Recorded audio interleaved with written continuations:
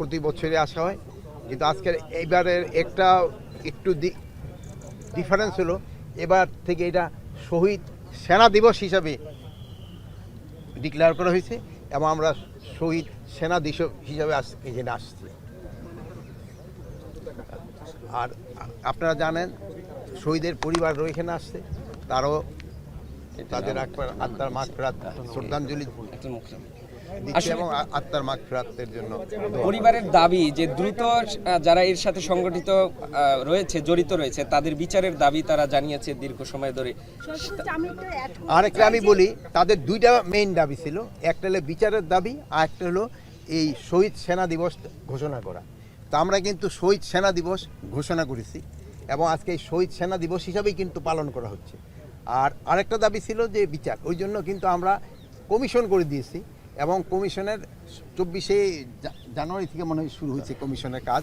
এটা তাদের 3 মাস সময় দেওয়া হয়েছে, তাদের রিপোর্টের বেসিসে আমরা যারা যারা দোষী সাব্যস্ত হবে তাদের বিচারে আনতে নেওয়া হবে। একটা প্রশ্ন করতে চাই, সেটা হলো যে হত্যা মামলার কার্যক্রম অনেকটাই রায় হয়ে গেছে, হাইকোর্টে আছে, কিন্তু বিস্ফোরক মামলার সাক্ষ্য গ্রহণটা দীর্ঘদিন স্থগিত ছিল।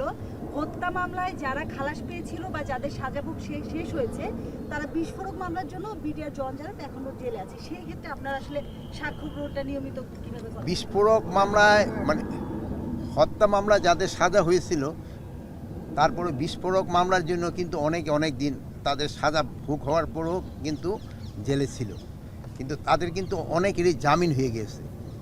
এখন আরও যদি এরকম থাকে, কোর্ট বসলে, এটা যেহেতু আমাদের হাতে না, এটা সম্মানীয় কোর্ট যদি তাদের জামিন দিয়ে দেয়, জামিন দিয়ে দিবে তাদের। স্যার, গত 15 বছরে আওয়ামী লীগ কেন এই দিবসটিকে শহীদ সেনা দিবস হিসেবে ঘোষণা করতে পারেনি, আপনি কি মনে করছেন? বিচারিক প্রক্রিয়া চলেছে, কিন্তু সঠিক বিচারের যে প্রশ্নটা এখন উঠছে, সেটিকে আসলে আপনি কিভাবে বিবেচনা করেন? এখন আমি এরা গত 15 বছর কেন এটা ডিক্লেয়ার করে নাই, এটা তো আমার পক্ষে বলা সম্ভব না। আর 2 নম্বর যে সঠিক বিচার যেন হয়, এই জন্যই কিন্তু একটা তদন্ত কমিশন গঠন করা, এটা কিন্তু কমিশন মানে না, ইনকোয়ারি কমিটি না, তদন্ত কমিশন গঠন করা হয়েছে এবং তাদের দেখবেন তাদের মর্যাদাও দিয়ে দিছে, যে সেরে অ্যাপিলেট ডিভিশনের জাজের মর্যাদা দেওয়া হয়েছে যে প্রধান, আর অন্যান্যদের কিন্তু হাইকোর্টের জাজদেরও মর্যাদা তাদের দেওয়া হয়েছে এগুলি করার জন্য। এই জন্য একটা যেন সঠিক হয়, এটা কমিশনটা যেন সঠিকভাবে কাজ করেন এবং যারা দোষী তাদের যেন তারা ভালোভাবে করতে পারে, এই জন্য কিন্তু এটা করা হয়েছে এবং তারা তাদের রিকমেন্ডেশনের উপরে বেস করে আমরা পরবর্তী অ্যাকশনটা নেব। প্রশ্নটা হচ্ছে যে সেনাবাহিনীকে বলা হয় আমাদের দেশপ্রেমের প্রতীক, আমাদের সার্বভৌমত্বের প্রতীক। এইরকম একটা বাহিনীর একবারে ডেকোরেটেড 57 জন কর্মকর্তাকে যখন হত্যা করা হয় এবং কোনো সরকার যদি সেটাকে নিয়ে আসলে যে এখন যে প্রশ্নটা উঠছে সঠিক বিচার এবং বিচার, এই বিচারের নামে যদি হচ্ছে যে টালবাহানা করে এবং সেখানে যদি নানান ধরনের ষড়যন্ত্রের গন্ধ পাওয়া যায়, তাহলে আসলে এখানে তো এই আপনি তো এখানে টালবাহানা কোথায় দেখলেন? এখানে তো আমরা গত 15 বছর এটা তো গত এই শুনেন এই গত 15 বছরের প্রশ্নগুলি তো আপনারা ওই গত 15 বছর করতে পারতেন, বাট গত 15 বছরের উত্তর তো আমি দিতে পারবো না।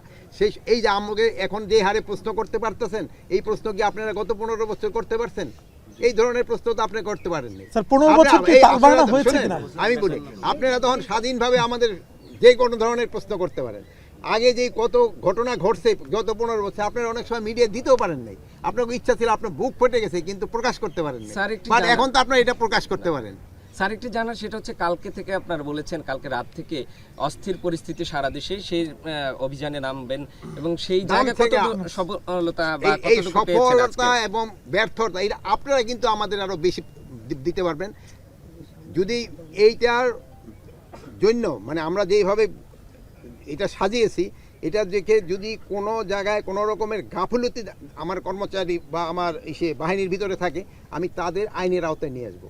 এখানে কাউকেই ছাড় দেওয়া হবে না, কাউকেই কোনো, এইটা পুলিশ হোক, বিডিআর হোক, র্যাব হোক, তারপরে আনসার হোক বা কারা হোক, যারা এইটা মানে ঠিকমতো তাদের কাজ যদি কেউ না করে, তাদের আমরা আইনের আওতায় নিয়ে আসবো।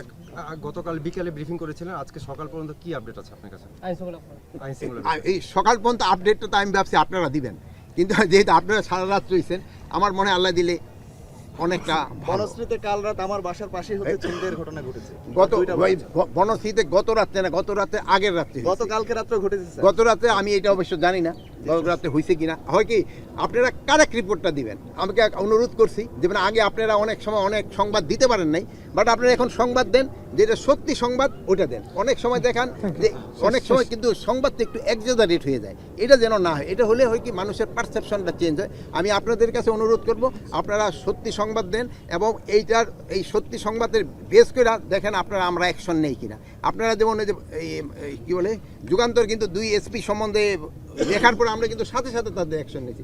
আপনারা এরকম কারেক্ট অ্যাকশন এই সংবাদ আমাদের পরিবেশন করেন, আমরা অবশ্যই ব্যবস্থা নিব। আপনারা ভালো থাকেন, আল্লাহ হাফেজ।